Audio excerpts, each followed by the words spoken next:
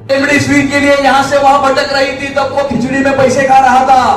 वो खिचड़ी चोरी तो हमने माफ कर दी समझो, लेकिन 1993 के बॉम्ब ब्लास्ट का एक्यूज्ड नहीं, कन्विक्ट इकबाल मूसा उर्फ बाबा चौहान, जिसको 10 साल की सजा हुई, वो 10 साल जेल काट कर बाहर आया है।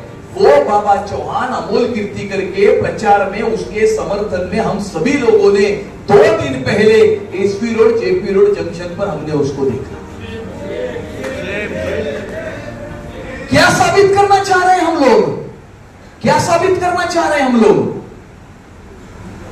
आप अपनी बात रखो, प्रचार करो, अपने पार्टी का एजेंडा बताओ, आपका एजेंडा बताओ, विकास की बात करो, लेकिन जिन लोगों के हाथ मुंबई करो के खून से रंगे हैं, उन लोगों को अपने प्रचार में सम्मिलित करके उनका समर्थन लेकर आप क्या उदाहरण प्रस्तुत करना चाहते हो मुंबई की जनता को?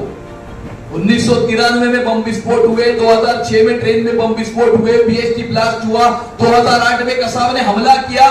मुंबई करो ने कितने आतंकवादी हमले अपने ऊपर झेले हैं, और ये आतंकवादियों का समर्थन प्राप्त करके उनसे हार अपने गले में डलवाकर उनको बेंजो के साथ में अपने रैली में घुमाकर आप तमच्चा मार रहे हो। मुंबईकर को एक तमच्चा मार रहे हो आप, ये आप साबित कर रहे हो। और इसीलिए मैंने तो ये कहा था कि ये लड़ाई राष्ट्रवादी शक्ति और टुकड़े टुकड़े गैंग के बीच की लड़ाई है, लेकिन इन्होंने जिस प्रकार से आतंकवादियों को लेकर अपनी रैली में घूमे, मैं ये कहूंगा कि यह लड़ाई हिंदुस्तान और पाकिस्तान की लड़ाई है। और ये लड़ाई, ये चुनाव, ये कोई मोदी जी प्रधानमंत्री नहीं बनना चाहते।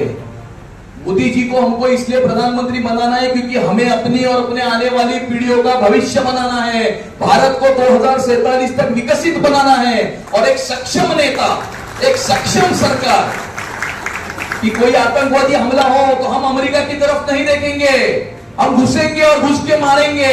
ये जो एक मैसेज है पूरी दुनिया में जो गया है, आज कनाडा देखो कैसे चिल्ला रहा है, हम अमेरिका की तरफ है, हम सोवियत यूएसएसआर की तरफ है, इस प्रकार की अपनी फॉरेन पॉलिसी होती थी।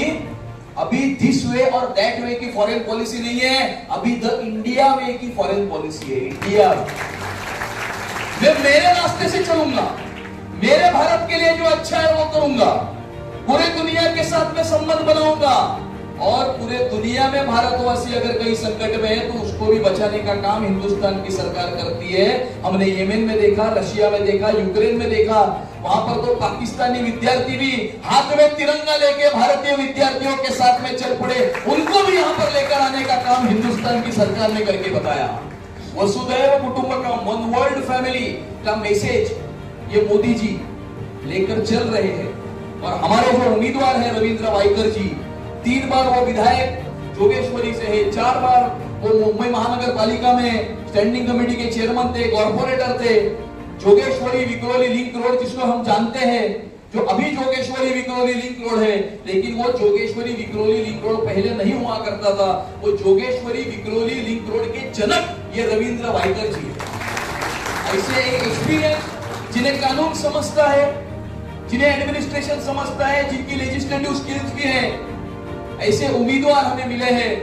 और वो सबसे महत्व की बात यह है कि वो नरेंद्र मोदी जी के उम्मीदवार हैं, और नरेंद्र मोदी जी की यहाँ पर जो निशानी है वो धनुष्य बाण है। तो अंदर जाके हम कमल ढूंढेंगे, कमल मिलेगा नहीं, यहाँ पर कमल के जगह पे धनुष्य बाण है।